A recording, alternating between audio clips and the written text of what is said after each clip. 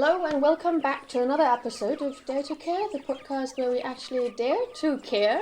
My name is Masha, I'm a nurse and a veterinarian, and I'm always on the lookout for new people, new guests who are passionate about any kind of animal welfare topics. And today I'm really happy and lucky, and I think that's going to be quite an easy talk for me because I'm sitting here with a friend of mine. I think that's very special. And we're sitting on the floor in her, what is this? What kind of room is this? I call it an office, but it's kind of an everything room. Yeah, I see that. So in her office room, on the floor, which is really nice. It's really cozy in here. I have Maite, and she'll talk about, together with me and us, and you will listen, hopefully till the end, about welfare along the value chain of meat. So yeah, welcome, Maite. Thank you so much for having me. Yeah, so I've only mentioned that you're my friend, which is great, but you're definitely more than that also. Introduce yourself. What is your background and why are you interested in welfare now, or kind of maybe what triggered that interest? Yeah. So, hi everyone. I'm Maite. I'm a veterinarian, so I studied together with Masha. That's how we know each other. I graduated last year, and now I'm working at the University of Veterinary Medicine Hanover as a PhD student and research assistant. And my passion for animal welfare actually started when I was very young because I grew up on a dairy farm. So I was always very close to all kinds of animals and also in contact with their requirements for fulfilled life, I'd say. And now that we gain more and more knowledge about how animals feel and how they have certain stereotypical behaviors that they develop when their needs are not met, I got more interested in that. And also, as a vet, you are kind of responsible for the protection of the animals. So I feel like that also includes their welfare. So I feel like working as a vet, it's kind of your job to care for the animals and for their welfare. And that's how I got here, I'd say. Yeah, so you have finished the study last year and you started your PhD last year, right? Yeah. So I think now it's almost like a year that you've spent doing that. Yeah, a little more than a year, yes. Yeah, so it's one project that you are focusing on. I remember it's called aWISH. Exactly. Which is, of course, like one of these really nice abbreviation for any kind of projects. First of all, maybe explain to us what does it mean, and then just like a brief explanation about the project. Sure. So aWISH, as an abbreviation, stands for Animal Welfare Indicators at the Slaughterhouse. This is an EU-funded project, so by Horizon Europe, and its aim is actually to improve the welfare of fattening pigs as well as broiler chickens. And how we do that is that there's an automated measurement of animal-based indicators at the slaughterhouse. And these indicators include the welfare that you can measure on farm, on transport, and also at the slaughterhouse. And this data that we get from that through the sensors at the slaughterhouse will then go on a data platform, and we will have feedback to all stakeholders involved in the lives of the animals. So the farmers, the transporters, catching teams, for example, and they'll get a feedback on the welfare of the animals, and we'll also provide them with best practices on how to improve this welfare. Like I said, it's an EU project, so we have 28 partners from 11 European countries, so quite a few. We have technology partners who install the technology and develop it. We have researchers from different universities and institutes, NGOs, people from the meat industry and the slaughterhouses, so all kinds of stakeholders actually. And it's led by ILVO, which is the Flanders Research Institute for Agriculture, Fisheries and Food in Belgium. Oh, that's interesting. So it's, okay, Belgium led. Yeah. I was wondering now, because you said that's like 11 different countries that are involved. Yes. 11 is quite a lot, but still, can you like list them? I'll try. I hope I don't forget one. So there's Belgium, obviously, the Netherlands, Spain, France, Portugal, Germany, Poland, Denmark, Serbia, and then who else is there? I keep forgetting them all. Yeah, but what we can already see is that we have like these, I would say, the very typical European countries that are very, the more Central European, Western European countries that are very industrialized, that are also kind of the economic more important ones. Yes. However, but then also some from like the eastern part of the EU. That's really cool of that project, that it really involves kind of a lot of different parts of Europe. It's also very interesting if you talk to the different people on the project. So we have these meetings once a year where we meet each other in person, and just also to get some insights from the different countries and how farming there works. You have a lot of differences. If you compare farming pigs in Spain and in the Netherlands, alone from the climate, you have very different challenges. So I think it's very good to also have these different partners from the different countries in the project, just to see how you can improve welfare EU-wide and include all the different countries.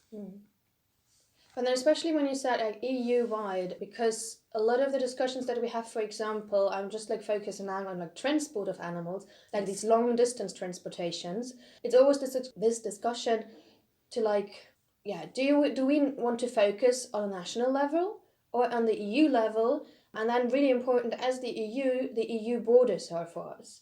Yeah. I think it's big enough of a task to just like want to try even to find a way to get feedback and also to involve different stakeholders along the chain. And for me, if I just try to like imagine that, it doesn't sound like impossible, but really, really challenging because there are so many people involved. So how do you make sure that within the project, how do you like communicate with each other? Do you have, of course you have meetings, but how do you structure and organize that? Well, we have different work packages for the different kind of tasks we have in the project. So the people working more on the data and getting the slaughterhouses equipped, they have their own work package, so they work together. And then we have a work package, for example, that I'm more involved with, that do a lot about the improvement of animal welfare and the development of best practice guides. That's a different work package again, and we have these monthly meetings in the work packages, which is via Teams, because that's the only way that you can get the people from all of these countries together. But yeah, if it's necessary, we also have like meetings in person, and I think it does work really well. So the communication is actually very good in the project because we're all trying very hard. Everyone is super invested in it. I think everyone is also very excited to see how this project is going to go, and they're all putting so much work in it. I'm very happy with all the people on the project doing their best. Now maybe it's I think a very brief question, Yes. but so you said it's EU funded. What is the time period for that project? Because if it is quite a big thing or a big task that, or like the goal is quite big, I think you can't do that within a 2-year program timeline. So for how many years is the funding guaranteed? It's for 4 years. So we started in November 2022. So a year before I started, actually, the project already started, and we're now just about halfway through. So 2 more years. And we're working hard on trying to meet all the deadlines, but so far it's looking very great, I'd say. Well, you mentioned different work packages. You said that you're working on only one.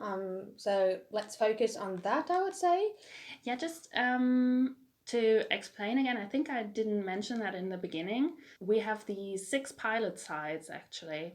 I think I didn't talk about that before. So, like I said, our goal is to have this automated monitoring of the animal welfare indicators, and we're actually testing that in 6 slaughterhouses. So we have technologies developed and then implemented in those slaughterhouses.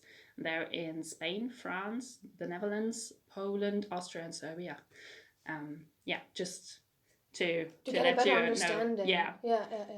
So then maybe go back to that. Yeah, sure. So we have these piloting slaughterhouses. Yeah. Are there already like parts of the project piloted, or is that something that is going to happen in the future? You mean if this already, if Yeah, they already implement? Oh yeah. So this is running. We have actually two kinds of pilots. So 4 of the slaughterhouses are what we call first pilots, where the technologies are implemented at first and then tested, and then we want to validate them in the 2 other slaughterhouses. But this is all happening at the moment. So even the second pilot slaughterhouses get their technology installed at the moment. Yeah. So since we're already 2 years into the project, a lot of things have already happened in it. Yeah. And also are happening in the work package simultaneously, obviously. Yes. Okay. Anything else that I forgot to ask?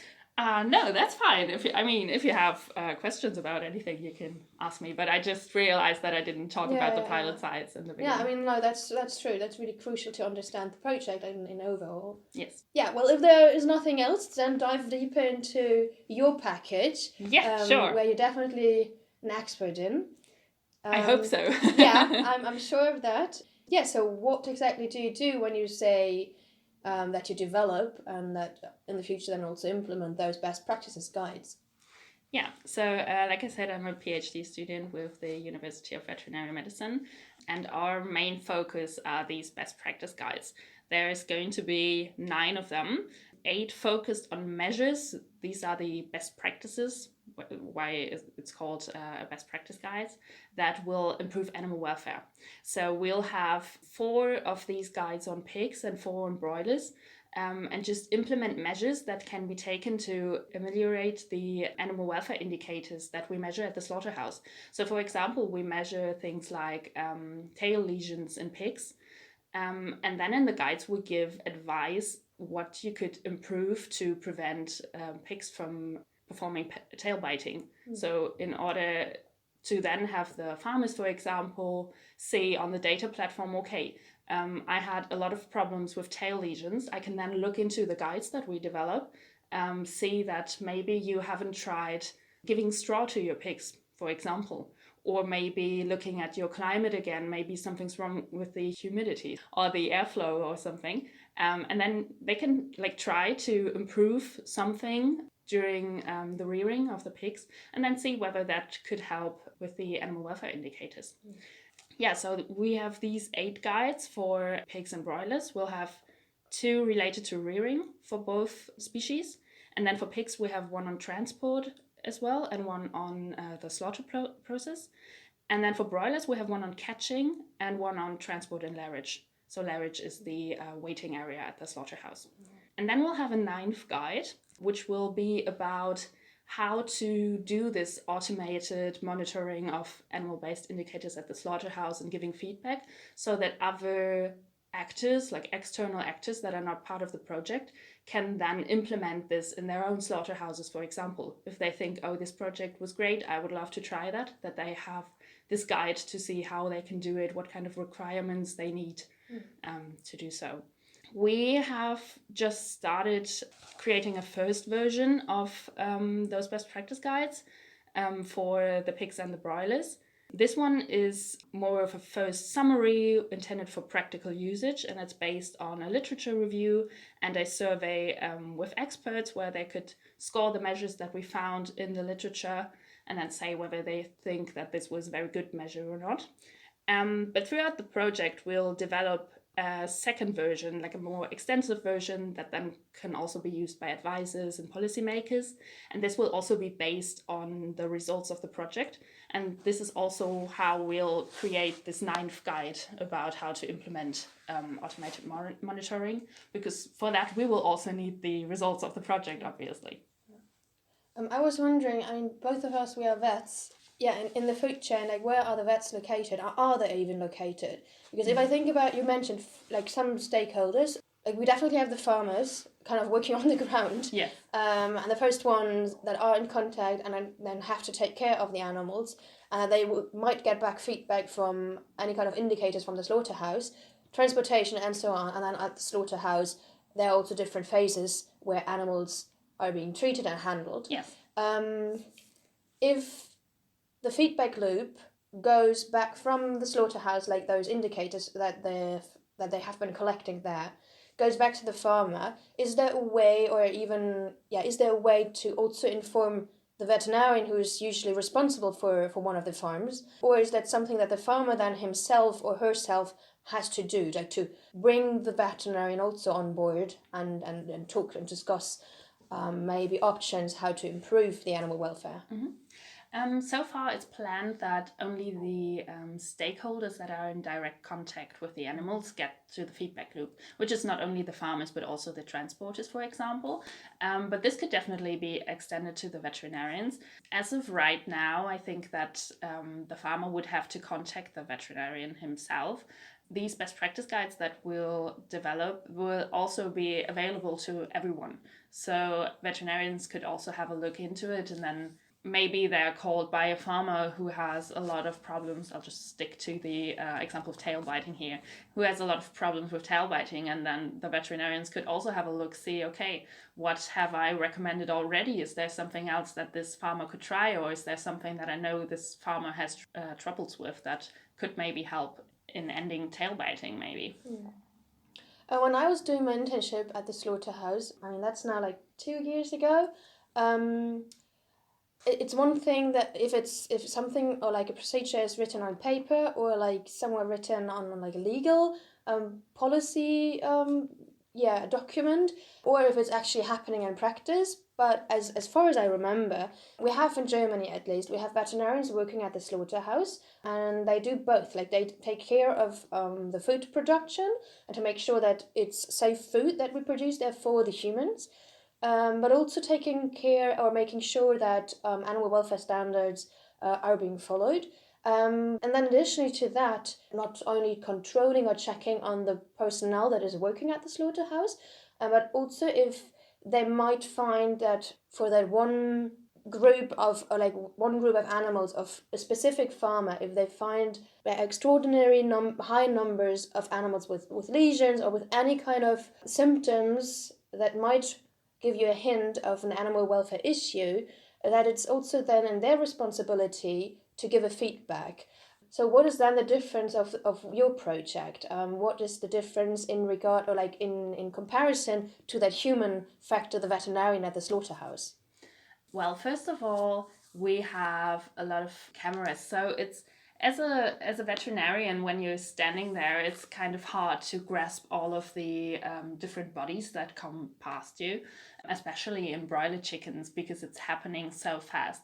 So having the technology there is actually just like an add-on, I'd say, to the veterinarian, because these cameras are trained with AI or getting trained to catch the different kind of lesions in broilers. There would also be something like foot pad dermatitis lesions or hog burns that are sometimes very hard to catch just when you're standing there and you have a lot of chickens coming past. So this is definitely like an add-on, I'd say. And I would personally not recommend not having the veterinarian there anymore.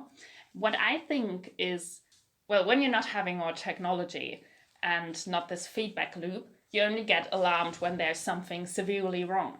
But with the feedback tool, you would have this feedback every time you give some pigs or some broilers to the slaughterhouse and have them slaughtered. So you could really see the differences in the different batches that you supply to the slaughterhouse and could really monitor that. And even if there's just small changes where you wouldn't be contacted by a veterinarian, you could still see, okay, I see there's something happening, I have more tail biting, more foot pad lesions, whatever, and you can then already try to change something. And also, because we're also giving feedback to the catching teams, for example, if you have a lot of catching damage with your broilers and only the farmer gets contacted, is he going to be able to change something about it? Probably not. He can then contact the catching team, but having the catching team also go on the feedback tool and see that they have created some problems for the animals could, I think, really help improve animal welfare. I think that's quite an emotional topic, because it's giving feedback of something that is not good. And no one really likes to get this kind of feedback. So what is your opinion, maybe also your personal opinion, on how easy it will be in the future to get people and actors on board? Because I think in the beginning it will definitely be on a volunteer basis to be part of that tool, of these technologies, Yes. and getting them this feedback, and hopefully changing your behavior or like anything that you're doing if it's not perfect yet. Yeah, what do you think is needed to bring people on board? So the farmers, the people that are responsible for transport, and so on and so on. Well, for my personal opinion, I already told you that I grew up on a dairy farm. And so my father is a farmer, and we get a lot of feedback as well. You get like feedback from testing your milk for a certain bacteria and other stuff. And I think for most farmers, it's very important to have good welfare in your animals, because these farmers, they work with their animals all day long, and they really want the animals to feel good.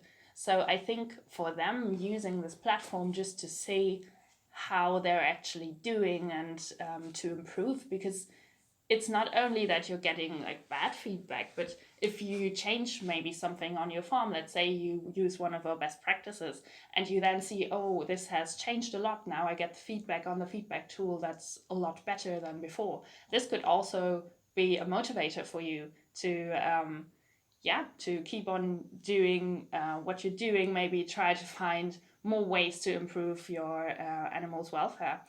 I don't know how it's going to be in the future. Maybe this is also the future of the slaughterhouses, that maybe more of them are going to use technology. I mean, we can all see that we're using more AI. ChatGPT is the new thing, you know? And I think the slaughterhouses are also going to change in the future. And maybe more of them are going to have these feedback tools just so that they can give more feedback to the farmers. So maybe this is just something that is going to come in the future.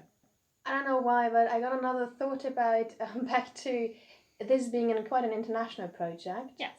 And I think in that case, it is often also a cultural difference sometimes that is involved in potential misunderstanding, or just like having different approaches to things. Have you experienced something maybe in regard to like real work package where you realized that this is also part of your work now, in the overall topic of animal welfare, that there are differences in animal welfare, not only standards, but also how you tackle maybe those challenges? What I realized is that in different countries there's different topics that are like the thing at the moment, you know. So I've been talking to my colleagues in the Netherlands a lot about a new verdict that there is on catching chickens, laying hens, broiler chickens, doesn't really matter, because actually from the law you are not allowed to catch or hold any animal by, for example, the ears, the legs, whatever. But this is like a normal catching practice for chickens at the moment. And this new verdict in Rotterdam that has just happened this or last year, I'm not sure, is actually leading to the Netherlands banning the catching from broilers on the legs. And this is very interesting because now it's also coming over to Germany, and this is like a big topic at the moment. But in other countries, other topics are more a thing. And I think that this is something that you realize on the topic of animal welfare when you talk to people from different countries. You have different topics that are now important in, let's say, in France or in Poland regarding broiler chickens. One question about that feedback loop. Yes. Because I was wondering, is there also like a legal consequence, or like what are the consequences actually if maybe not using the feedback tool? I mean, that's really, it's kind of a tricky question, I'd say. There are a lot of not only welfare, but in general, if there is some kind of feedback tool, I always wonder, like, does it even make sense to have that feedback tool? Does it has a consequence? Because if not, do you actually need that feedback? Yeah, I understand. For a project at the moment, there is obviously no legal requirement or any kind of negative consequence for the stakeholders not using the feedback tool. For us, it's more an assessment of if and why stakeholders will use it, and we see it as a help to the stakeholders. And what I saw from the project is that most people involved in it are very excited and really want to see what's going on. Also, the farms that we have included in the project, they're also really on board with it, very cooperative. Yeah, and I think this is also mostly self-motivated, so it's in the own interest, for example, of the farmers to have animals that are in good condition. So for them, it's a good thing to use the feedback tool. And we'll also have intervention studies. So we're trying to figure out whether the stakeholders are actually using the tools and if it helps them in improving animal welfare. We'll also have a look whether they use the best practices or not, whether this will actually change something at the slaughterhouse. So if they implement these measures, whether the slaughterhouse findings will also change. So for us, this is more research. If anyone out there that listens to it and is maybe one of those stakeholders that you need, is there still a chance to be part of the project? Do you still need, for example, farmers that are willing to use it or pilot it, or like slaughterhouses, or is there no chance at all? Well, for the slaughterhouses, we have our set pilot sites in those 6 countries, and we're also working with the slaughterhouses themselves. So they're actually part of the project. For example, Vion in the Netherlands is part of our project. But I know that in some countries, they're still looking for some farms who want to participate. I think in Austria, they are still looking for farmers who want to try to use the feedback tool. They obviously have to be also connected to the slaughterhouse, which is Großviertner Hegelsberger. But yeah, if you are interested in being part of the project, you can definitely check out our website. We are also always looking for people who want to be on the expert panel that we have. You can also go on the website and then click through to expert panel and be part of that. Yeah, I think that's always really great if you know that you can be part of a change and not only observe things and wait for like other people to do the work, but also step in maybe. Yeah, so I think we have discussed now like what is happening at the moment. Maybe look in the future. Like what are the next steps for your work package? But if you want to mention others, feel free to do so. So what is going on at the moment? So this platform, this feedback tool that we just talked about, it has just been finished. So the whole creation of this platform and the website, it took quite a lot of time as well, but we have just finished it. It's also still in our timeline as we wanted it, so now we're starting to collect the data and get it on the platform and start the feedback actually. So I'm very excited to see how this is going to go, what kind of findings we'll have there, what the stakeholders report back to us, how good it is. We also will have the second phase pilot, so in Austria and Serbia they'll start running and collecting data as well, which is happening in the future. We're then starting to evaluate the economic and environmental impacts of our best practices that we found. We'll also try to see whether the best practices have an effect at the slaughterhouse, like I already told about. And we'll also have some training activities coming up, different workshops in different countries that we'll organize for all kinds of stakeholders. We're still planning that. This is coming up probably in the next year. Yeah. So this is kind of what's happening. We always have a lot going on in all the different work packages. There's always a lot to do, but we're also having a lot of fun with it. So then, I think not my last question, but I think we're almost at the end. Please mention the website name where we can find those information. I will definitely put it in the description of that episode. But yeah. Yeah, it's aWISH-project.eu. We also have a newsletter that you can subscribe to. You can also do that once you get on the website. It normally asks you which country you're from, just for us to get some statistics on who's visiting the website. And there you can also subscribe to the newsletter if you want to get the latest updates all the time. Cool. Oh, and we're also, we're also on LinkedIn, for example, and on X. So you get updates there as well. Do you know that your profile name? On LinkedIn, I think it's just aWISH, if I'm correct. Well, then you're out there. Have a look on LinkedIn, on X, wherever you want to get in contact with them. Now the very last question. Yes. I'm always really happy to ask this. What is your advice, your recommendation, or your tip, whatever, for veterinarians in general, but especially I think for the younger ones, also maybe for vet students? Do you have anything that you would like to share? Well, what I would say is that you should believe in yourself and don't be afraid to just try something. When I finished university last year, I was a bit overwhelmed. I wasn't really sure what I wanted to do, where I wanted to go.